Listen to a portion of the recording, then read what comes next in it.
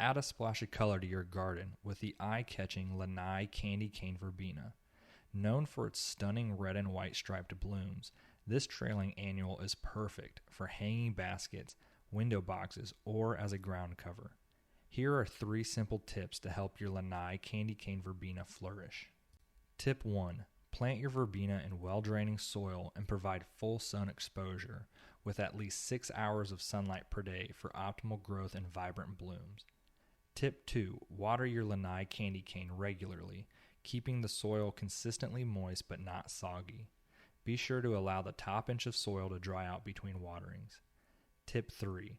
Deadhead spent blooms throughout the growing season to encourage continuous flowering and maintain a neat appearance. We hope you found this video helpful for growing the stunning Lanai Candy Cane Verbena. Share it with your friends and let us know what other plants you'd like to learn about. Happy gardening!